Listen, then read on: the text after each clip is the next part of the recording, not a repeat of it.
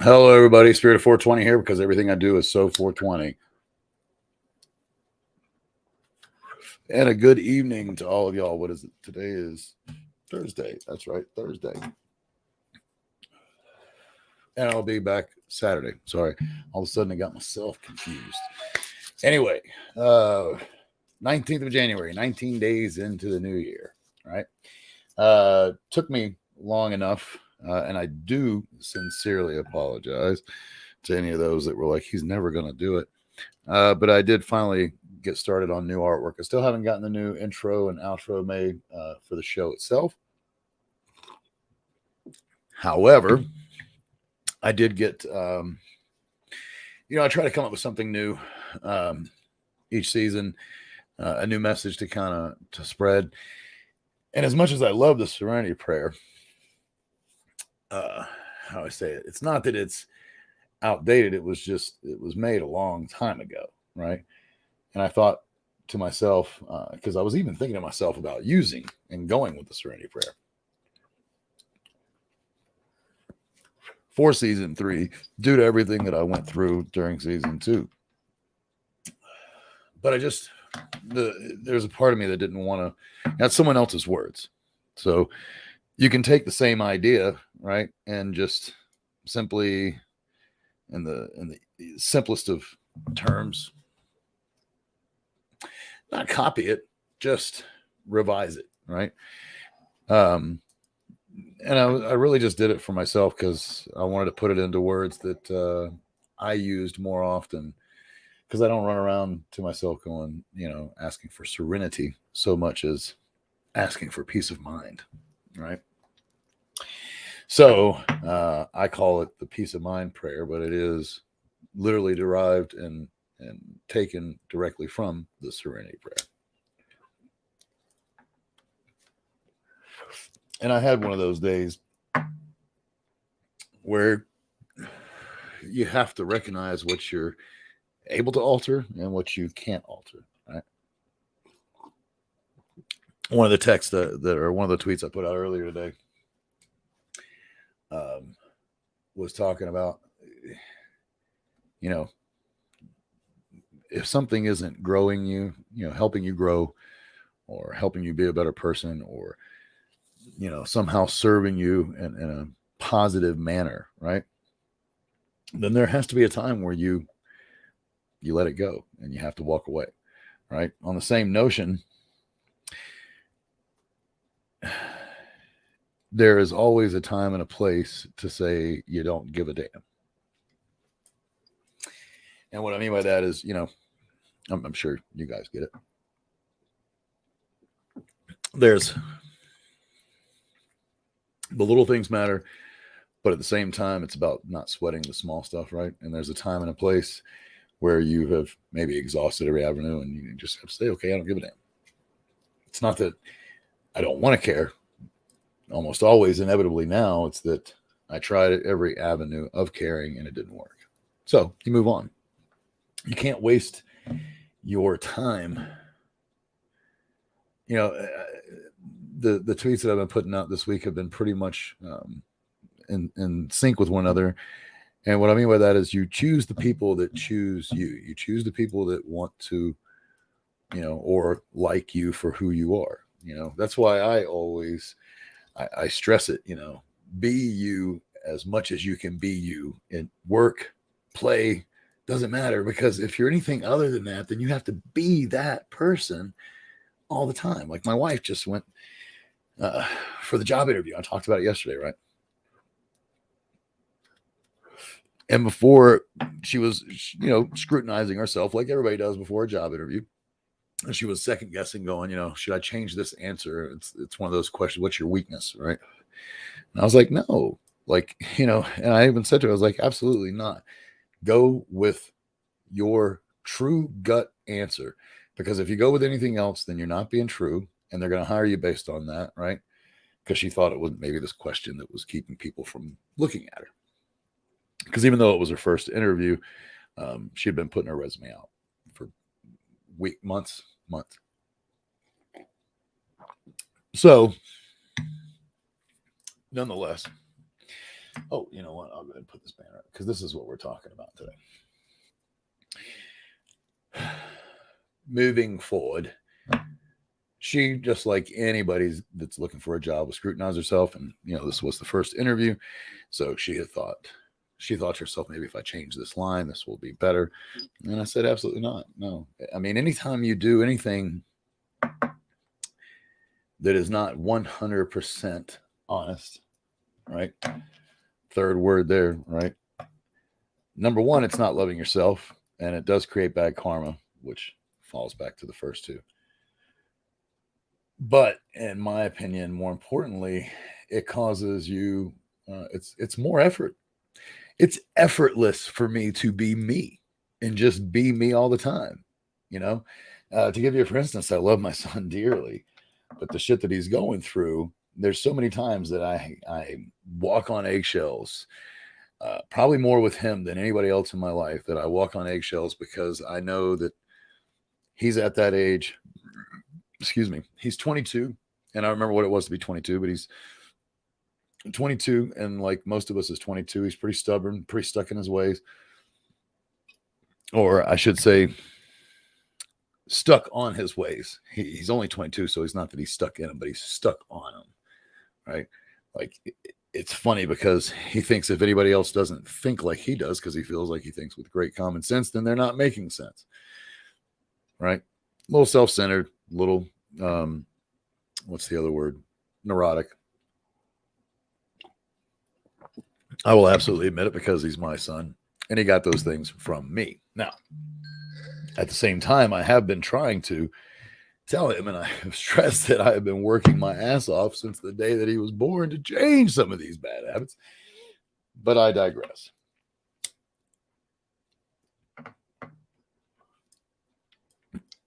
My only point is,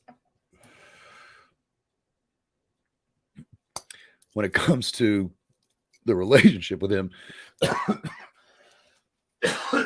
I find it easier to put myself through more work and walk on eggshells to avoid an argument, because that's still the path of least resistance, and that's the real key.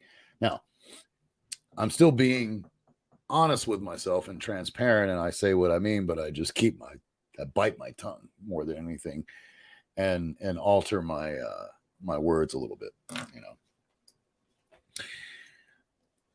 Anyway, so part of what I did today when I made the new artwork, or put the new artwork together, for Twitter and YouTube and all that, and you probably saw it by now, or you will see it. But like I said, I revised the Serenity Prayer to make it fit more for what I feel like is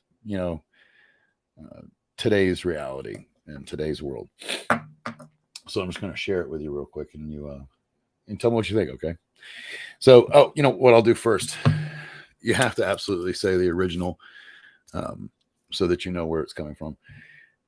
The original Serenity Prayer, and I learned it when I was in AA, by the way. So I learned it back when I was like 16, 17 years old, something like that. And it was all about relinquishing and understanding control, right? And relinquishing control when you don't have it, because the reality is you only have control over yourself. That's all you have, right? If I'm not the problem, there is no solution. That's one of my all-time favorites. And I, when I say that many times, I say it right after I say the Serenity Prayer, which is, God grant me the serenity to accept the things I cannot change, the courage to change the things I can, and the wisdom to know the difference.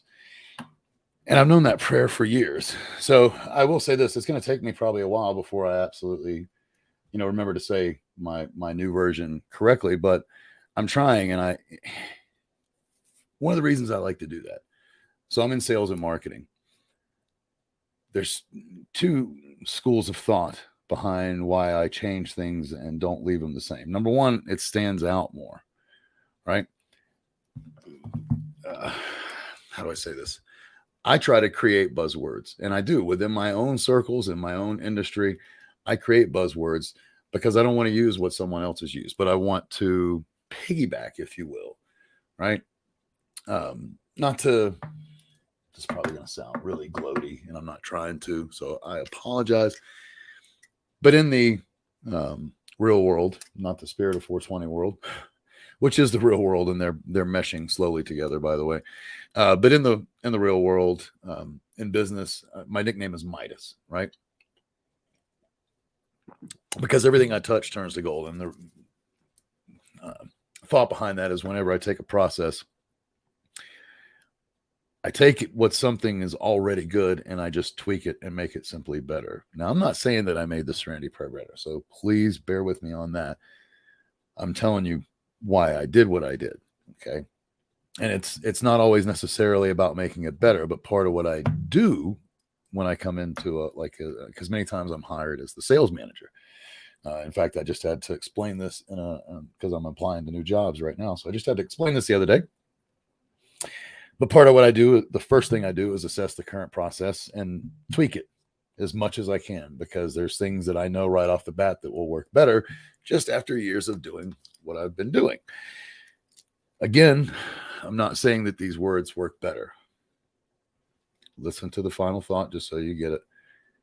By changing it, it sticks out in my mind even more than saying the prayer that I've been saying since I was 17 years old. That prayer is now in my head for 33 years. Sometimes, even though I say it and I know what it means, I don't actually process the words the same way. So if I change the words up, then I reprocess, forces me to think about it. That's part of the reason why I believe the theory that I have works. Keeping things the same all the time and stagnant, it does not work. You become complacent. It continues, or it does not continue to have the same effect, period. It's no different than the first time you tell your son or your daughter, like, stop telling me the same joke. It's not funny now. You've said it 3 times in the last 2 minutes. The joke's not funny, right? Just because you laughed the first time, I'm not going to laugh the 8th time. So that's why I did what I did. I hope that explains it to you. And then we'll go over it line by line. There's just 4 lines.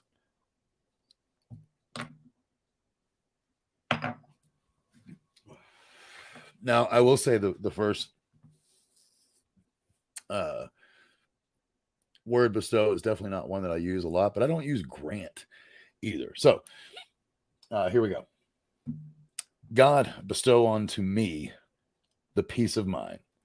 So rather than saying, God, grant me the serenity, because again, I don't sit around asking for serenity. I really want peace of mind. So God, bestow unto me the peace of mind to recognize the things I'm unable to alter. I also can't stand, and I just used it, I don't like, cannot, right? So that was just one, that was an easy one for me. So, and to me, recognizing it is even more, recognizing it is as much acceptance as anything else, right? So recognize the things I'm unable to change. The fearlessness, because, man, I tell you what, all the time I'm asking God to remove fear and hate and anger and all that negative bullshit, right? So fearlessness to alter the things I'm able to, right? And then last but not least, and the common sense to make the distinction. These are just, quite frankly, common sense. And for the most part, these are recognized. I mean, all these words are the things that I use more in my world today, right? So that was the whole reason that I did that. And I, for me, it's don't get me wrong. As much as I'm doing all this to help people, that helps me. That's my healing of my own self, right? By helping other people. So I put that out there, and I even put out, I hope it helps somebody. I hope it helps somebody today, just looking at it differently and really re-examining what that prayer is about. And I did want to do that real quick. Don't leave. I'm not trying to bore you, but just understand what it's about. It's just about recognizing every single situation. Here's what's fucked up. The only way you can change it is if there's something that you can do, because you have no control over other people. You can't alter things that are not in your hands. And, unfortunately, like 99.999% of the world is not in our individual control, right? That's why they say power in numbers. You get a group behind you, and, the difference that you see, hence wars are fought and countries are created. And here you go. That all started with one man, though, doing only what that one man could do. Now, some men are more infectious than others. Some men are more attractive to others. And I don't mean physically, I mean in whatever they're saying and whatever they're doing. My whole point is, you still, and the whole meaning of that prayer is that you only have control over yourself. And the other one, if I'm not the problem, there is no solution. Well, that one to me is, for me, it's obvious.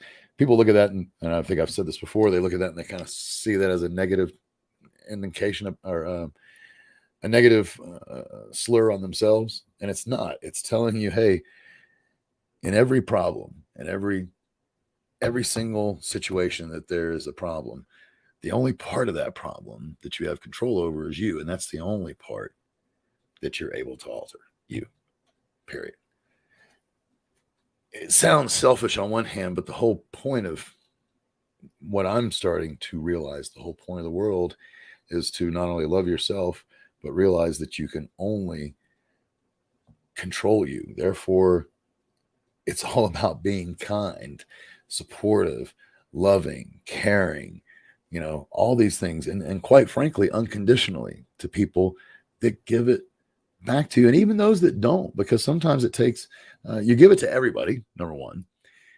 But what I was alluding to at the beginning is there's a point where you go, okay, I have tried everything that I can, and you're still going in that direction. I'm going to continue back on my path, right? I'm going to go, and somebody else wants to listen to me. Somebody else wants to get help. Someone else wants to help me. It's not always about me helping people. It's also about getting help. Do love that line. One of my favorite lines by far from the book, The Boy, the Mole, the Fox, the Horse. Bravest thing anybody ever asked for was help. I will continue to remind myself of that as time goes on, right? So I am going to be reading this book soon. Not tonight. I'll let you know when it's a book reading. But it's called Real Life Thoughts and Quotes. Test your perspective, purpose, and self-reflection. Can you see that? It's actually a yellow cover. You can't see it because of the light. I did the best I could. It's by a guy named Tony Shine. I can't find that it's actually in print. So again, Real Life Thoughts and Quotes, Test Your Perspective, Purpose, and Self-Reflection. I have it on my Kindle, and I don't know that it's anymore. I mean, it's a book. It's called a book. It's not very many pages. It's like, I think 40 pages. But I just want to give you an idea why I'm going to read it. I really love the very first. It's a book of quotes, obviously. And these are obviously quotes. I think some of them are more well known than others. I think some of them are the quotes that are in his own life, in Tony's life, right? But the very first one I think is the best. And then I do want to share a few quotes from the book that I literally read every day, right? The Change Your Life quote book. There's a reason that these things work, folks. Just trust it. Why do quotes exist? Because a lesson learned is a lesson shared. That says so much, right? I'm literally talking about help. It's all about helping one another, supporting one another. You help me, I help you unconditionally. Not because you're going to help me, not because I'm going to get something from you, but believe it or not, if you do that, there is a joy that comes from giving and helping someone who didn't expect it. You know, there's also a joy of getting that help when you don't expect it. And, you know, that's a perfect time to give another shout out to these cats, the urban growers. I love them so much. I can't wait to trying to do another show here soon with either Joe and Grizz and or Dirty. Just we'll see what happens. So there's Joe, Dirty, Medic, and Grizz. But I do want to give a shout out to Sin, who runs this, and he was very generous with some words the other day. But those were, you know, the difference between words without action and words that come after the action. Man, they mean so much more, right? And they showed me their action. They helped and made donations when, you know, quite honestly, it was getting pretty low in the bank account, and got a donation from them, just like everything else. I already talked about it at just the perfect time. So wanted to give another shout out to those guys again. But a lesson learned is a lesson shared. If you learn something and you don't share it, then Jesus. That's why I got so sick of, quite frankly, where I grew up predominantly in the Southeast. And what I mean by that, particularly in marketing and sales, it's like all cutthroat. I mean, it really is cutthroat. And to me, you actually have a much better company culture, number one, better sales performance, number two. And when I say better sales performance, you'll have a higher dollar per ticket and have more tickets per salesman, right? That's all you can ask for. And they'll be happier about it because they're not competing. When you build a sales room on, you know, one or two guys being the best and everybody else is shit, that's exactly what you get. When you build a sales room on building a team that has a couple of key leaders that are guiding everybody, then you end up having a room of closers. I know, it's what I do for a living. So let's see what we got here. All right. What do we get? I was just going to see if any of these, you know, I'll do a couple of enjoy today and then a couple forget failure. How about that? I think that would be good. Do you good. Do me good. I know that. You take it however you get it. I mean, it's what you want to do, okay? It's your thing.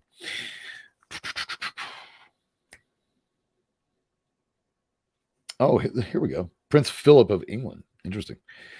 Change is a challenge and an opportunity, not a threat. Isn't that great? So again, the theme of this is enjoy today, right? Of course, it's going over change, but I guess that's enjoying the day. It seems like he really just did change under another. How have I not noticed that before? That's funny. All right, even if you're not on the right track, you'll get run over if you just sit there. Will Rogers. That's a good one. I like that. Mahatma Gandhi. Be the change that you want to see in the world. That goes right inside of along with what I was talking about as far as a lesson shared, or a lesson learned is a lesson shared. If you learn something too and you show it to other people with your action, then they start to do the same thing. They will, I promise you. Try it sometime. See what happens. That's an obvious one. Be here now. Ram Das. So let's go on to forget failure. I like the idea of that better. Moving on. To lose is to learn. All right. What doesn't kill us. Oh, by the way, that's anonymous. I always love those. Oh, here's a great one. Michael Jordan. I love a lot of his quotes. He had a lot of good. And right after that, I'm going to do a Wayne Gretzky, a couple of sports guys, right? This is Michael. I have missed more than 9,000 shots in my career. I have lost almost 300 games. On 26 occasions, I have been entrusted to take the game's winning shot and missed. And I have failed over and over and over again in my life. And that is why I succeed. You know, truly, Tiger is very similar in that way. If you know him, he used to, the same way, he took a lot of the mentalities that Jordan taught back in the late 80s, early 90s. And then he also took a lot of the same practices and put them to the test too, because Jordan was known for taking 1,000 free throw shots, which is why he was so fucking good at them, right? Tiger is known for taking 1,000 putts in a putting practice. 1,000 putts in a day. Fucking crazy, man. Like, you play a game of golf and it's 72 shots, you know, on par. At best, maybe, I'm saying at worst, sorry, is what I meant to say. At worst, you might hit like 100 if you just totally suck, right? You miss 100% of the shots you don't take. Wayne Gretzky. Yeah, I do love that. Sylvester Stallone. This ought to be interesting. If you're going to be a failure, at least be one at something you enjoy. Which is actually, the reality is, if you end up doing something you enjoy, you're not going to be a failure. I promise. James Joyce, mistakes are portals of discovery. That's mocking some of the things that I've said on this show on many occasions. Truman Capote. Failure is the condiment that gives success its flavor. Yeah, I think that'll wrap that up, that part of it. So, last part of the show, I'll tell you just a little quick story here, and I'm going to keep it vague out of respect for my family and what my son is going through. And that's all I'll say. But I had to meet with somebody today who I was meeting on behalf of my son. And he's probably never going to see this, the guy that I met today. And that's fine. Although I did tell him about me and what I do. But I was impressed because, just when this is the only point that I was going to make, just when you start to believe that, everybody in the world is just a absolute piece of shit that runs a company, say, or is a boss, right? Because many times we get that feeling, right? I know some of y'all have to. It's part of the reason why I have opened up my own company on more than one occasion, and in the midst of doing it again, because I feel like every time I go to work, I end up working for somebody who takes advantage of me in some form or fashion, right? I met a guy today that I have to say really seemed like a very earnest, and things may not go my way, and I will be very accepting of that, but I put it all on the line. And the fact was, he didn't hesitate when I simply asked for the opportunity to have the conversation. That was what impressed me the most, is that, here he is. Let's just say he's somebody of importance. He's obviously a business owner. A lot of those guys, they're like, they remind me of attorneys in general. And I've dealt with a lot of attorneys, and I still have to deal with some. And I know there's quite a few nice ones out there. I get that. But unfortunately, and this is based on meeting, in my lifetime, I've met over 1,000 attorneys, not just because of my criminal background, but I literally marketed them, right? That's part of what I did for a living on more than one occasion, is help them get more business. So you end up talking to a lot of them.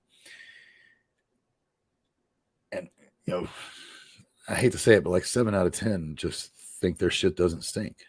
It's like, because they're an attorney and they know the rules and they know the laws, it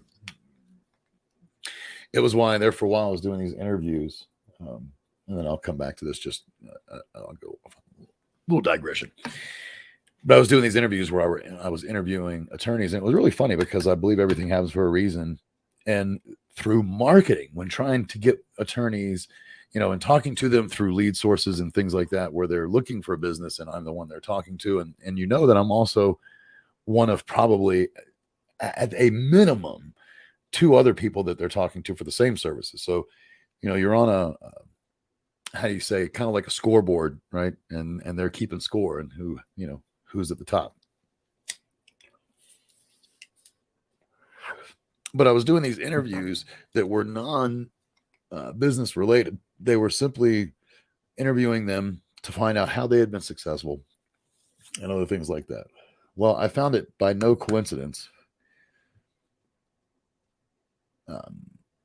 What's the word I'm looking for? I don't believe in coincidence. So by no coincidence, almost every single one that I ended up interviewing was actually a really, really good person. And they had done things differently. Their firm was different. That, almost every law firm is like a startup business. And what I mean by that is almost every single law firm out there reminds me of, like, every single startup is the same thing. They want to change the world. There's nothing wrong with that. I even want to do that. I think that if you're starting a business and you don't want to change the world, then you're not doing the business for the right reasons right out of the gate, honestly. If you don't think that what you're going to do is somehow changing either your industry or whatever, any little change is changing the world. That's what, some people don't understand. You can change the world in a small way that may even go to, go uncredited to you, but yet you know it happened. That's kind of how I feel right now. I know that I'm inflicting change with people that I will never meet, who I've given advice to, helped. They tell me, because there's conversations on all the different platforms, right? So I know that I've helped people. That's made their life better, and that changed their day. That changed the course of their day, right? So to me, that's having an effect. But that's what was supposed to happen all along, because I don't believe in coincidences. I do believe in smoking a hell of a lot of marijuana and drinking a lot of coffee. In fact, today's been an exceptionally high day because I had to get started early and be on the road. And whenever I go on the road, I always take coffee with me. So I'm on my 4th cup. And when I say 4th cup, my cups they're big. They're not small. I drink probably, I'm guessing, around 20 ounces or so per cup. Definitely more than a pint. I know that. Let's just say I live off caffeine, okay? It's just the way it is.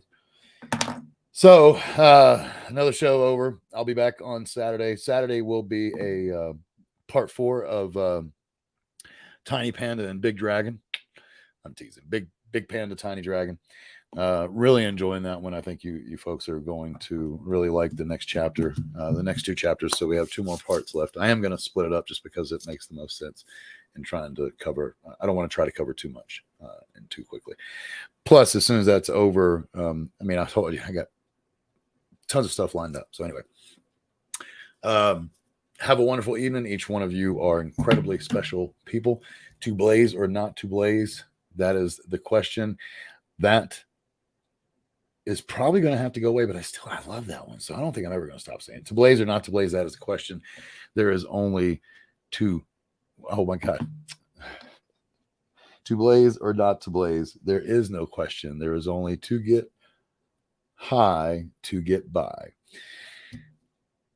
I am a little high already. So I stay high. What are you going to do? Anyway, y'all have a wonderful evening. I do love each and every one of you, and I pray for each and every one of you, and I will give each and every one of you unconditional support, love, kindness, all those things. That's who I am. That's how I'm going to end my time. So how are you going to end yours? Peace. Let's try that again. How am I going to end my time with a better lead into the outro? Peace. You can't have my phone number unless we running up the digits. Let me meditate, I just need a couple minutes. Tryna low bomb me, my cojones to the big ass. Bitch, I get high. I ain't looking at the clock.